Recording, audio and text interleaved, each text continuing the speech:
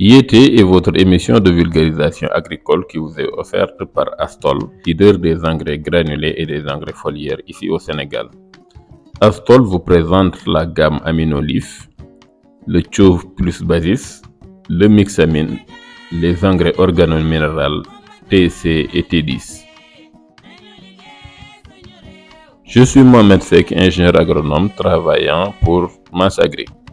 Massagri qui a maintenant une boutique à Saint-Louis et à Kaolack.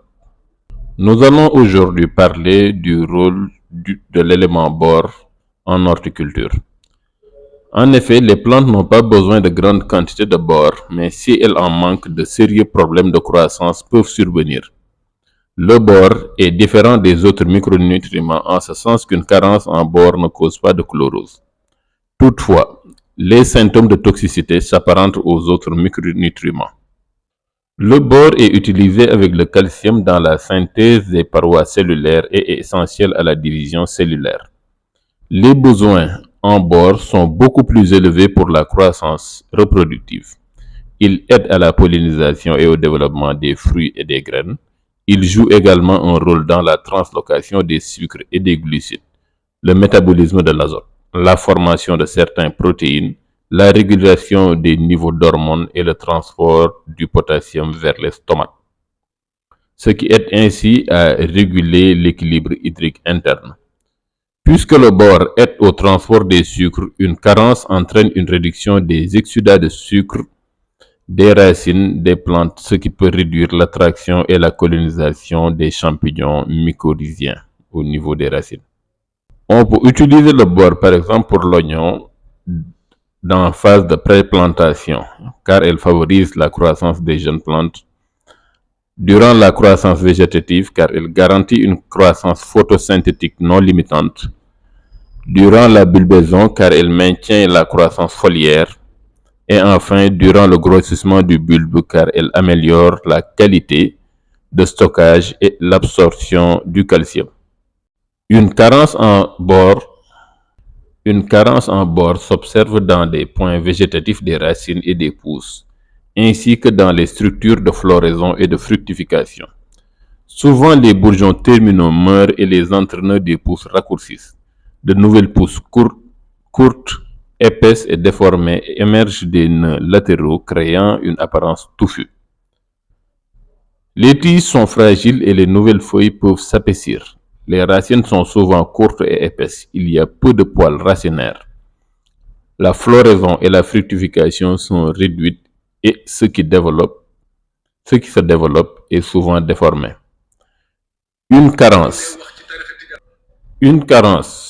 en bore peut se produire lorsque le pH d'un substrat de culture dépasse 6,5 parce que le bore est bloqué et non disponible pour l'absorption par les plantes. Une carence peut aussi se produire en raison de faibles taux d'application d'engrais et d'utilisation d'engrais tout usage, dont la teneur en micronutriments est généralement plus faible, et de conditions météorologiques fraîches et nuageuses limitant l'absorption d'eau et de bore. Des niveaux élevés de calcium et d'azote entraînent aussi une réduction de l'absorption du bore. La toxicité en bore est semblable aux toxicités des autres micronutriments.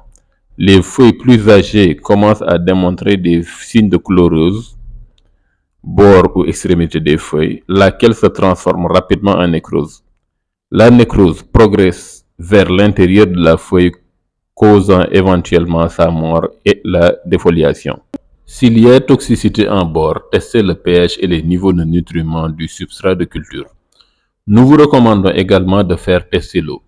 Une toxicité en bore peut se produire si le pH du substrat est en dessous de 5,5 ou s'il y a une application excessive de bore. Vérifiez la source d'eau. Les niveaux dépassant 0,5 ppm sont considérés comme étant élevés, particulièrement lorsqu'utilisés avec des engrais standards qui contiennent du bore. La lixiviation aidera à éliminer l'excès en bore. L'application d'un engrais contenant du calcium est également appropriée puisque le calcium bloque le bore et le rend donc indisponible. Des carences ou toxicités en bore peuvent se produire, mais qui ne sont pas courantes puisque la plupart des engrais fournissent aux cultures ce dont elles ont besoin. Faites tester l'eau d'irrigation puisqu'il se peut qu'elle contienne suffisamment de bore, entre 0,3 ou 0,5 ppm. Si tel est le cas, utilisez des engrais ne contenant pas de bore. Une toxicité en bore pourrait facilement se produire. Si une carence en bore intervient et que ce n'est pas en raison du pH ou du taux d'application d'engrais, un engrais complet peut être utilisé, ce qui est préférable, ou un supplément de bore comme le borax, l'acide borique, etc. Vous trouverez aussi du bore dans les engrais organominéral granulés de Astol comme le TC et le T10, mais aussi dans la gamme d'engrais foliaires Aminolif 510, 600, 680 et 710.